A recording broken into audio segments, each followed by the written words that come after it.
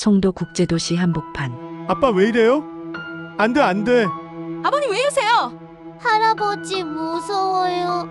고급 브랜드 아파트들 즐비하게 모여있는 이 도시에서 누구도 범죄 같은 건 상상하지 않았습니다. 하늘 가까운 곳에서 비극은 조용히 고개를 들고 있었습니다. 여기는 인천 송도의 중심, 대형 건설사가 지은 브랜드 아파트의 77평 펜트하우스. 천장이 높고 고급스러운 대형 샹드리에가 화려한 빛을 내며 반짝입니다. 벽은 전면 통유리, 바닥까지 한눈에 들어오는 이 집은 그 어떤 영화 세트장보다도 근사했습니다. 그리고 이 집의 주인은 김현재 씨로, 그는 부유층 부인들이 피부 관리를 받는 유명 에스테틱 회사 CEO가 바로 그의 엄마였습니다. 국민학교만을 졸업한 학력으로 무려 120억 자산을 가진 재력가 박인숙 씨가 바로 그의 엄마였습니다. 그날은 박인숙의 전 남편 즉 김현재의 아버지 김충식의 63번째 생일이었습니다. 사람들은 잘 몰랐습니다.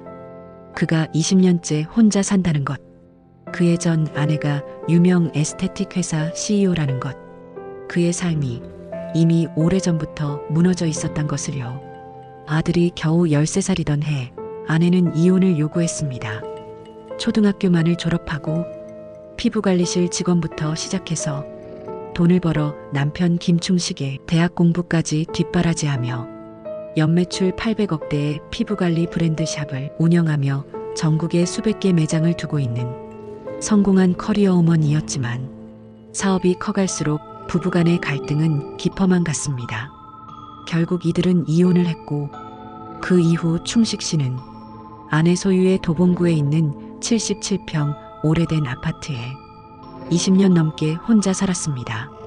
겉보기엔 크고 멋진 집이었지만 그 안은 침묵과 먼지로 가득했죠. 냉장고는 텅 비고 거실 한 구석에 작은 선풍기 하나가 덜컹거리는 소리를 내고 있었습니다. 전기밥솥은 고장난 지 오래, 밥 대신 소주를 마시던 그에게 가족이란 단어는 이제 뉴스에서나 나오는 단어가 되었습니다. 그러던 어느 날 김현재는 아버지에게 전화를 걸었습니다. 아버지 이번 주 생신이시죠? 응, 그런가 보다. 송도집에서 생일잔치예요. 애들도 오랜만에 뵙고 싶어 해요. 그 순간 충식은 받아본 지 오래된 초대장을 받은 듯 말을 잇지 못했습니다. 이제야 날 찾는구나. 현재는 성격이 묵묵한 편이었습니다. 자신이 초등학교 5학년이던 해 어머니가 떠났던 기억이 아직도 생생하고 엄마가 그리워 밤마다 울곤 했습니다. 대학에 입학할 즈음에서는 엄마의 사업이 커져 큰 돈을 벌게 되었고 엄마 인숙은 아들 현재를 찾아왔습니다. 아들아, 미안해. 그때 너를 버린 것이 아니라는 거 잘 알지? 엄마 아빠는 그때 너무 갈등이 심해서 같이 살 수가 없었어. 엄마는 지금껏 너만 생각하고 너를 뒷바라지 하기 위해 미친 듯이 일했어. 너 한국 대학 가고 싶으면 한국 대학 가고 아니면 미국이든 영국이든 어디든 보내줄 수 있어. 유학 다녀와서 엄마 회사를 글로벌 기업으로 잘 키워서 네가 나중에 물려받아, 알겠지? 그날 이후 현재는 그동안 힘들게 같이 살아온 아버지보다 부유하고 성공한 어머니에게 점점 의지하고 연락하는 일이 잦아졌습니다. 아빠, 드릴 말씀이 있어요. 저 미국으로 유학 가려고요. 한국에서 가고 싶은 대학은 제 실력으로는 갈 수도 없어요. 그럴 바엔 엄마 도움 좀 받아서 넓은 세상 공부도 하고 저 미국으로 대학 갈게요. 아버지 충식은 몹시 기분이 언짢고 아들에게 배신감마저 들었지만 별도리가 없었습니다. 그렇게 7년이라는 세월이 흐르고 아들은 미국 유학을 다녀왔습니다. 유학 기간 중에도 방학이면 한국에 들어온 것 같긴 한데 도통 연락을 하지 않는 아들이 괘씸하기도 하고 현재를 빼앗긴 듯한 기분이 들어 상실감에 시달리던 충식 씨는 점점 더 피폐해지고 망가져갔습니다. 이유 없는 분노가 치밀어 올라 관공서나 은행 등에서도 수시로 직원들과 말싸움을 벌였습니다. 니들까지 나를 무시하는 거야? 내가 뭘 잘못했는데? 라며 소리를 지르고 난동을 부려 몇 번 경찰서를 다녀오기도 하였습니다. 아빠, 엄마가 저한테 회사 차려준대요. 화장품 개발해서 판매하는 회사 만들어서 엄마 회사로 납품하래요. 화장품 개발도 엄마가 다 도와준대요. 꼭 그렇게 해야겠냐? 널 버리고 간 엄마가 돈 좀 벌었다고. 아버지 의견은 물어도 안 보고 말이야. 지금 엄마와 한패가 돼서 너까지 나를 무시하는 거냐? 그 다툼이 있은 후 충식 씨는 아들을 좀처럼 볼 수가 없었습니다. 가끔 아들이 전화를 해왔고 안부를 물었지만 치밀어 오르는 분노와 상실감은 좀처럼 가라앉지 않았습니다. 그날은 아버지 충식의 63세 생일날이었습니다. 아빠, 오늘 그 할아버지 생일날이야? 응, 아빠의 아버지야. 너희들한테는 친할아버지셔. 무서운 분 아니셔. 오늘 할아버지 생신이니까 반겨드리자. 알았지? 현재의 아내는 망설였습니다. 여보, 애들한테 충격 줄까봐. 그분, 요즘은 어떤 상태야?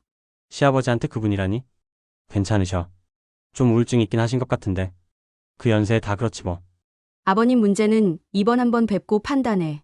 이번 생신은 내가 준비할게. 그렇게 잔치상이 마련됐습니다. 장소는 바로 송도의 펜트하우스, 천장이 높고 조명이 은은한 거실에서였죠. 잔칫날, 충식은 묵묵히 창밖을 바라보고 있었습니다. 손에는 작은 가방 하나가 들려 있었죠. 며느리는 깍듯이 인사했습니다. 아버님, 생신 축하드려요. 그래. 현재는 역게 미소 지었습니다. 아버지 송도엔 처음 오시죠? 오늘은 아버지 좋아하시는 음식? 이 사람이 많이 준비했어요. 5살 손자는 팔짱을 끼며 말했다. 할아버지, 우리 집 멋있지? 그 말에 김충식은 고개를 천천히 들었습니다. 그리고 창문 너머 송도의 야경을 한참 바라보다 이렇게 중얼거렸습니다. 저기 아래가 내가 어릴 때 살던 동네인데 많이 변했구나. 거실 한가운데엔 전문 케이터링으로 준비된 음식들이 진열됐고 큰 케이크에는 63이라는 숫자가 초록 꽂혀 있었습니다. 그러나 그날의 김충식 씨는 어딘가 이상했습니다. 말이 없었고 웃지 않았으며 종종 멍한 눈빛으로 천장을 바라보았습니다. 며느리 친구는 속삭였습니다. 오늘 꼭 오고 싶다고 하셨다며? 저분 어딘가 좀 불안해 보여. 며느리는 대답하지 못했습니다. 잔치가 무르익고 아이들이 뛰놀고 김현재는 와인잔을 들었습니다. 아버지 생신 축하드립니다. 이제 우리도 자주 찾아뵐게요. 자주 오지 마라. 네 애미하고 사업하기도 바쁠 텐데 돈이나 꼬박꼬박 보내줘. 왜 몇 달 전부터는 돈을 보내지 않는 거냐? 아버지, 언제 돈 맡겨 놓으셨어요? 엄마와 제가 아버지를 배려해서 드리는 돈이지. 그 돈이 당연히 드려야 하는 돈은 아니잖아요. 왜 그런 실수는 하셔서 엄마를 아프게 하고 이혼까지 당하셨어요? 잘 좀 하시지. 엄마가 잘 살아보려고 그렇게 노력하시는데. 뭐라고 임마? 너 지금 뭐라고 해서 너까지 나를 무시하는 거야? 네가 엄마 덕 좀 보더니 아버지 알기를 우습게 알아? 그 말이 끝나기 무섭게 김충식은 가지고 온 검정색 긴 가방을 급하게 열었습니다. 작은 금속 덩어리들이 있었습니다. 그건 그가 직접 나무와 쇳조각으로 만든 조악한 형태였습니다. 그리고 그것이 총이라는 걸 아는 사람은 그 방 안에 아무도 없었습니다.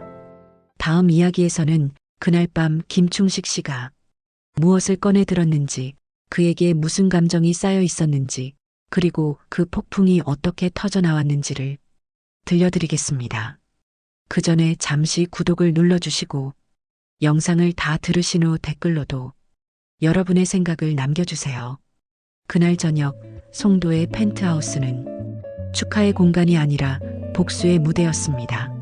할아버지, 이거 드셔보세요. 불고기. 5살 손자가 까르르 웃으며 고기를 집어주자 김충식은 멍하니 젓가락을 듭니다. 그래, 불고기 한 점을 입에 넣고 씹는 순간 입 안가득 잘 사는 맛이 퍼졌습니다. 기름지고 부드럽고 한 번도 먹어본 적 없는 맛. 한참 씹다가 그는 이상하게 눈물이 고였습니다. 나는 이런 것도 안 먹고 살았는데. 아버지 요즘은 어떠세요? 현재가 물었습니다. 뭐 그럭저럭. 충식은 술잔을 들며 답했죠. 집엔 잘 계시죠? 그렇지. 짧은 대답, 길게 이어지는 침묵.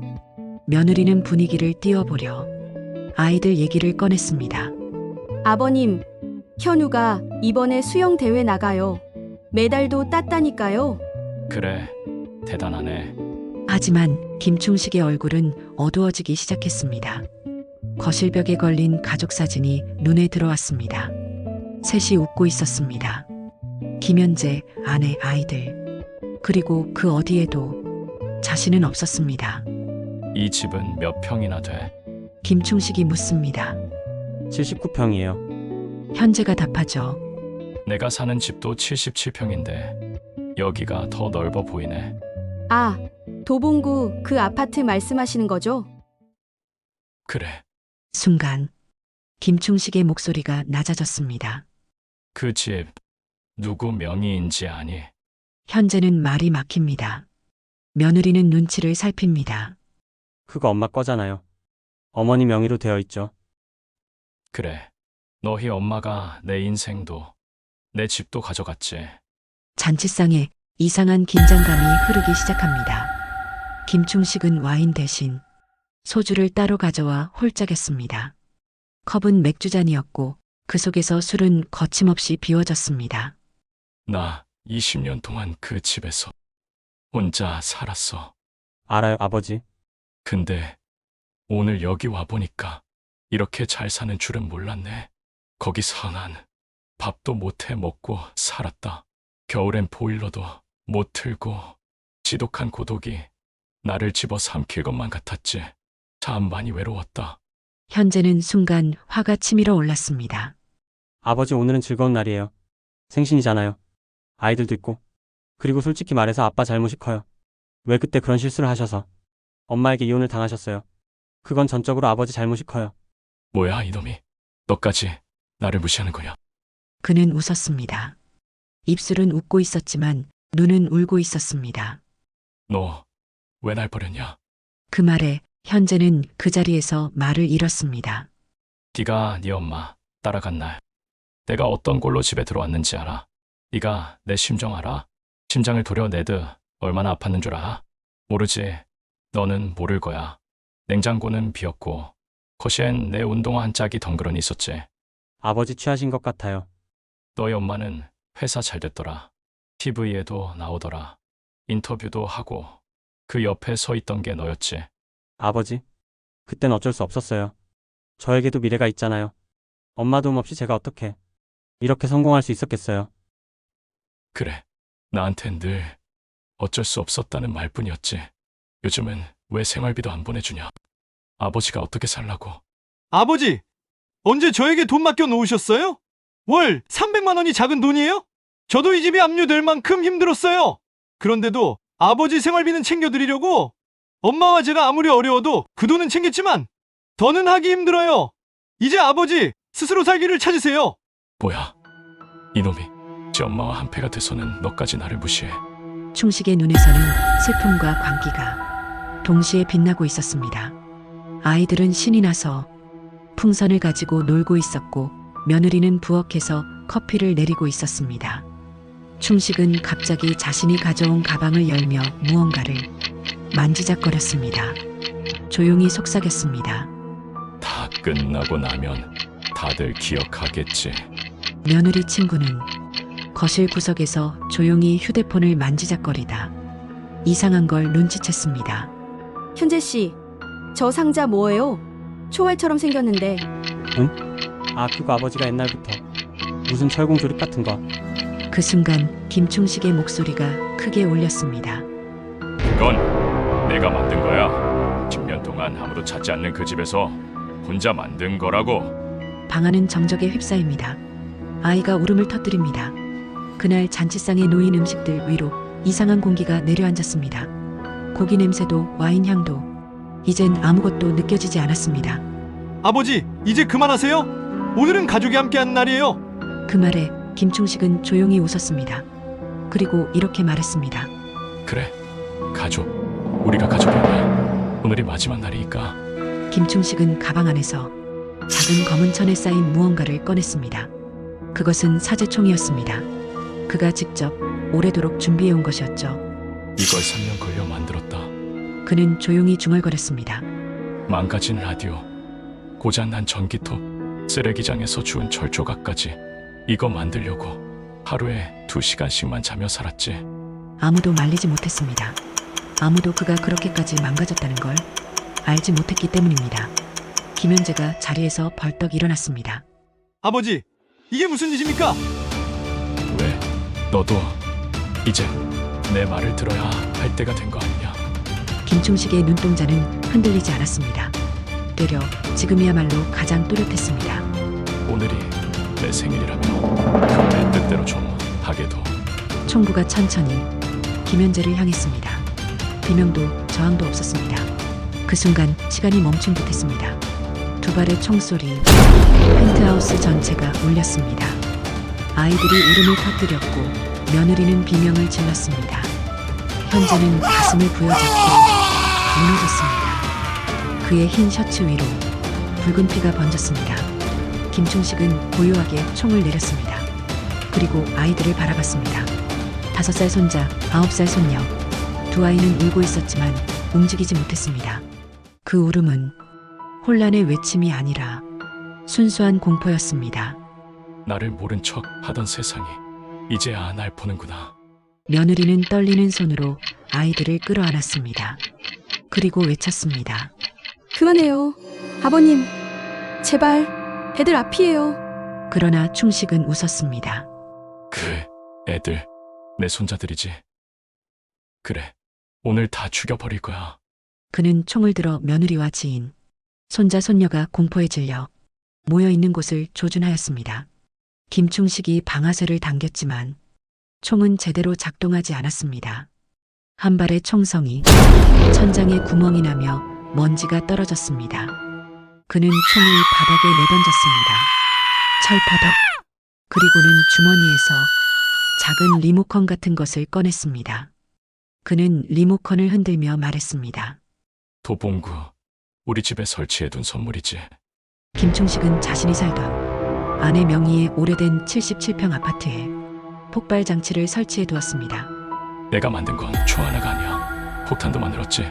다 날려버리고 했어. 너의 엄마가 남겨놓은 그 집, 내 흔적이었던 그곳을. 그의 얼굴엔 슬픔과 광기가 섞여 있었습니다. 오늘 내 생일이라며 이렇게 축하받을 줄은 몰랐어. 정말 최고다. 그 순간 문 앞에서 굳은 걸음소리가 들렸습니다. 경찰입니다. 문 여세요. 신고받고 출동했습니다. 며느리 친구가 몰래 휴대폰으로 신고했던 것입니다. 김충식은 잠시 고민하더니 리모컨을 바닥에 던졌습니다. 곧바로 경찰이 들이닥쳤습니다. 김충식은 아무 저항 없이 손을 들어 올렸습니다. 현재는 병원으로 실려갔지만 이미 가슴을 관통당한 상태였습니다. 의료진은 조용히 고개를 저었습니다. 그날 밤 뉴스는 이 한 줄로 요약됐습니다. 63세 아버지 생일날 아들을 총으로 살해. 손자들 앞에서 벌어진 피해 잔치상. 다음 날 도봉구의 그 낡은 아파트는 사람들로 북적였습니다. 경찰, 폭발물 처리반, 방송국까지. 이 집 원래 혼자 살던 사람이에요. 말수도 없고 늘 우편함만 멍하니 보고 있었어요. 그 사람 분리수거날 철근 같은 걸 주워다가 뭘 만들기만 하더라고요. 이웃이 말했습니다. 그제서야 세상은 그를 보기 시작했습니다. 그는 불을 질러 세상을 향해 외치려 했지만 아무도 그 불을 봐주지 않았습니다. 김충식이 경찰에게 넘겨질 때 그의 눈빛은 허공을 떠돌고 있었습니다. 내가 뭘 잘못한 거냐? 내가 뭘 그렇게 나쁘게 살았는데. 그는 작게 중얼거렸습니다. 경찰은 묵묵히 그의 팔에 수갑을 채웠고 사건은 순식간에 보도되었습니다. 63세 아버지 생일날 펜트하우스에서 아들을 살해. 손자 앞에서 벌어진 피해 비극. 폭발 장치까지 사제총기 만든 고립 노인. 기자는 인터뷰를 위해 도봉구의 그 아파트를 찾았습니다. 이 사람이요. 1층 편의점에서 늘 소주만 사갔어요. 말은 없고 눈도 잘 안 마주치고 엘리베이터 안에서 만난 적 있는데 눈빛이 너무 공허했어요. 존재감이 없달까 그냥 그림자 같았어요. 집안에 들어서자 폭발물 처리반이 남기고 간 흔적들이 바닥에 어지럽게 널려 있었습니다. 전선, 배터리, 망가진 시계 조각, 철제 나사, 녹슨 부품들, 그리고 종이 위에 적힌 설계도 하나. 기억될 수 있는 유일한 방법. 냉장고 문은 반쯤 열려 있었고 안에는 김치통 하나와 유통기한 지난 두부가 덩그러니 남아 있었습니다. 방 안벽엔 낡은 달력, 10년째 바뀌지 않은 2015년이 적혀 있었습니다. 그 해는 아내 인숙 씨가 TV 인터뷰에 나와 우리 회사는 이제 연매출 100억을 넘겼습니다. 라고 밝히던 해였습니다.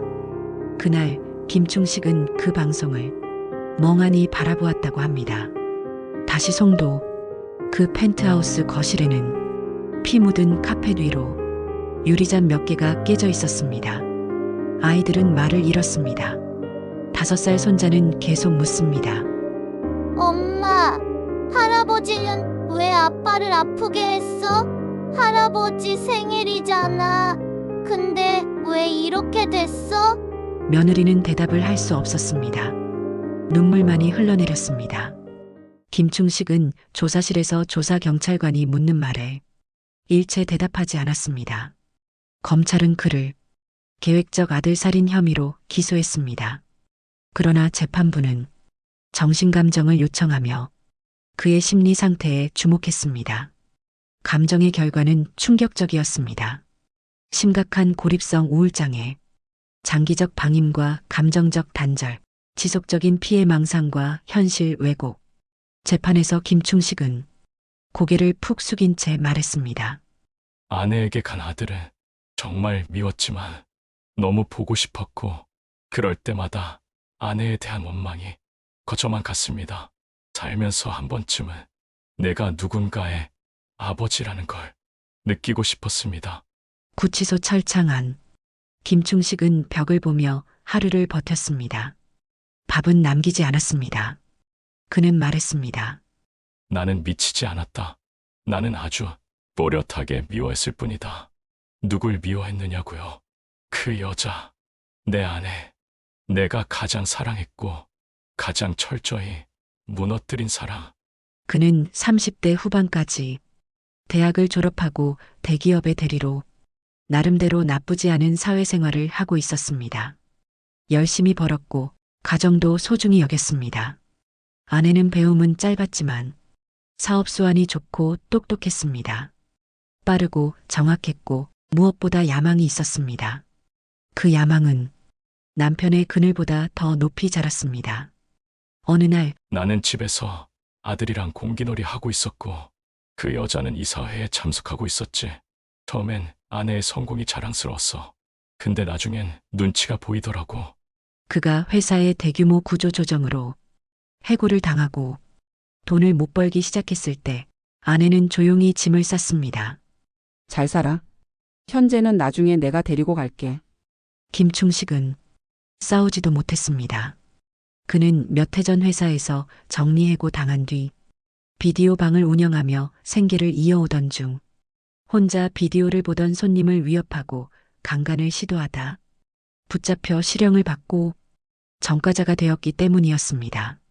말릴 힘도 남아있지 않았습니다. 아내는 떠났고 아들은 13살이었습니다. 그는 매일 달력을 보며 아내가 홧김에 나간 거라고 아들이 있으니 돌아올 거라 생각했습니다. 그런데 그날은 오지 않았고 끝내 이혼 소장이 날아왔습니다. 그렇게 20년 전 그는 43세에 이혼남이 되었습니다. 그는 말했습니다. 나는 세상과 이혼했어. 그 여자랑만 이혼한 게 아니야. 그때부터 나는 죽음을 준비했지. 그는 왜 아들을 죽였을까? 왜 그토록 증오했던 대상이 아들 현재였을까? 그의 진술은 잔혹할 정도로 명확했습니다. 현재는 그 여자의 성공의 증표였어. 정장 입고 TV에 나오던 그 여자 옆에 회사 대표로 아들이 서 있더라고. 내 아들은 내 인생에서 가장 아프게 성공한 거야. 그는 복수를 원했습니다. 사랑이었던 여자를 끝까지 뼛속까지 증오하게 된 그 마음, 그리고 그녀가 가장 사랑스러워하던 존재를 없앰으로써 그녀 인생을 부숴버리고 싶었던 겁니다. 김충식은 결국 무기징역을 선고받았습니다. 재판 내내 그는 눈물을 흘리지 않았습니다. 에스테틱 회사 대표였던 전 아내는 대표직에서 물러났습니다. 인터뷰 없이 사과문 한 줄만 남겼습니다. 그 후로 김충식은 누구의 입에도 오르내리지 않습니다. 그를 기억하는 이는 거의 없습니다. 단 한 명, 그의 손자 5살 현우가 유치원에서 그림일기를 썼습니다. 우리 아빠는 하늘나라에 있어요. 그리고 할아버지는 아빠를 아프게 해서 지옥에 갔을 것 같아요. 이 이야기는 단순한 사건이 아닙니다. 노년에 접어든 한 남자의 완전한 고립의 역사입니다. 가정을 지키고 싶었던 남자, 그러나 그릇된 욕망에 무너진 남자, 아내의 성공을 시기 질투하고 분노한 남자, 그 분노로 자신뿐 아니라 가장 사랑하는 사람들을 같이 파멸에 이르게 한 어리석은 남자. 전문가는 말합니다. 김충식은 사이코패스도 정신질환자도 아니었습니다. 정신병력도 없었고 술이나 마약에 취한 상태도 아니었습니다. 오히려 그는 명확한 목표를 가지고 움직였던 사람이었습니다. 그리고 그 목표는 복수였습니다. 다름 아닌 20년 전 자신을 떠난 전 부인에게 향한 복수심. 하지만 그는 전 부인을 직접 공격하지 않았습니다. 그 대신 전 부인이 세상에서 가장 소중하게 여겼던 존재, 아들 김현재를 겨냥했습니다. 아들은 전 부인의 전부였고 자랑이었습니다. 사업의 후계자였으며 사회적 성공의 상징이었습니다. 충식 씨는 그 아들을 무너뜨림으로써 전 부인의 세계를 파괴하려 했던 겁니다. 그녀가 아끼는 것을 없애는 것이 가장 잔인한 복수라고 여긴 것이죠. 전문가는 이것을, 즉 배우자에게 복수하기 위해 자녀를 해치는 행위라고 말합니다. 그리스 신화 속 메데이아처럼 남편에게 복수하기 위해 아이를 죽였던 여인처럼 김충식 역시 복수의 칼끝을 자신의 자식에게 돌린 겁니다. 우리는 누군가를 비난하기보다 이 질문을 해야 합니다. 지금 내 주변의 누군가도 그렇게 지워지고 있진 않을까? 또 이런 말도 있습니다. 죄는 미워해도 사람을 미워해서는 안 된다는 말도 있죠. 그러나 이유가 무엇이었든 자신의 아들을 2명의 손주와 며느리 앞에서 살해한 비정한 아버지를 우리는 어떻게 봐야 할까요? 여러분은 이 사건을 통해 어떤 걸 느끼셨나요? 댓글로 여러분들의 의견을 말씀해 주세요. 구독도 부탁드립니다. 또 다른 사건 이야기로 찾아뵙겠습니다. 감사합니다.